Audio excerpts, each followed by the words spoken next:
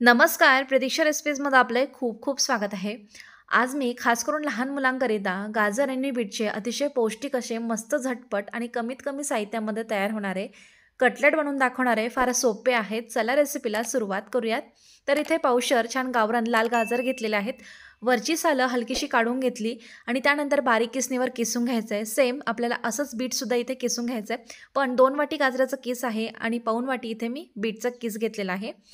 यामध्ये मी पोहे घालते. साधारण 2 ते 3 चमचे भिजवून छान मऊसूत भिजवून घेतले किंवा पोह्यांऐवजी उकळलेला बटाटासुद्धा घालू शकता.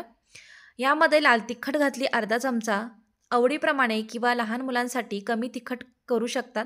2 चिमूट हळद, चवीप्रमाणे मीठ घालायचं.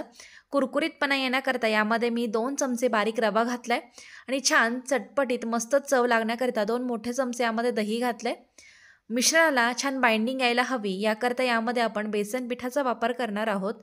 थोडंसं 3 चमचे यामध्ये मी बेसन पीठ टाकलेलं आहे आणि मिश्रण अगोदर छान मिक्स करून घेतलं. यामध्ये ना मला पिठाचं प्रमाण कमी वाटत होतं, ओलसरपणा जास्त वाटत होता. त्यामुळे आणखी यामध्ये ना मी वरतून थोडंसं बेसन पीठ घालणार आहे. तर संपूर्ण इथे साधारण मी अर्धी वाटी बेसन पिठाचा वापर केलेला आहे. बीटचे किंवा गाजरचे किंवा ज्या कुठल्याही मुले भाज्या खात नसतील त्याचा असा जुगाड करून जर खायला त्यांना दिलं ना वेगवेगळ्या रेसिपी करून, तर मस्त पौष्टिक असे पदार्थ पोटात जातात. आणि कटलेटला छान बघा क्रिस्पीनेस येण्याकरता काहीतरी वेगळं म्हणून इथे मी शेवया घेतलेल्या आहेत. छान कुस्करून घेतल्या. बारीक शेवया आहे या. आणि आता छोटासा लिंबा एवढा गोळा घ्यायचा आपल्याला. हाताला तेल, पाणी वगैरे काहीच लावायची गरज नाही आहे. छान गोलाकारामध्ये मिश्रण वळवून घेतलं, चपटं केलं आणि यावर आपल्याला ना ह्या शेवयाचे जो तुकडे आहेत ना, ते आपल्याला लावून घ्यायचं आहे. एकीकडे पॅन गरम करायला ठेवला होता. साजूक तुपावर हे कटलेट मी फ्राय करून घेणार आहे. डीप फ्राय करणार नाही आहे, फक्त शॅलो फ्राय करायचे. आणि छान मिश्रण हे कटलेटचं ना ओलसर असल्यामुळे ना शेवया बघा फार छान वरतून चिपकल्या गेलेल्या आहेत, लागल्या गेलेल्या आहेत. बिलकुल सुटत नाही या. मस्त क्रिस्पीनेस येतो कटलेटला.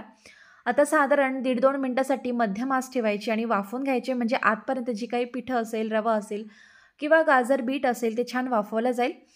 आणि थोड्या वेळानंतर खालून ज्यावेळेस ते छान कडक होतील, भाजल्या जातील, त्यानंतर बाजू बदलून दुसऱ्या बाजूने आपल्याला हे पलटी करून छान खमंग असे भाजून घ्यायचे आहेत. साधारण वेळ देऊन जर भाजून घेतले ना एक साधारण 7-8 मिनिटासाठी तर मस्त होतात. खायलाही छान लागतात. आतमध्ये कच्चे राहत नाही. यापेक्षा जे छोटे-छोटे तुम्ही पॅनकेक जरी थापून घेतले ना तरीसुद्धा चालेल. तयार आहे गाजर बीटचे पौष्टिक असे कटलेट. दह्याबरोबर, लोणच्याबरोबर अप्रतिम लागतात. रेसिपी करून बघा. आवडली असेल ना तर व्हिडिओला लाईक करा, शेअर करा, चॅनलला सबस्क्राईब करा. पुन्हा भेटूया अशाच एका छानशा रेसिपीबरोबर. धन्यवाद.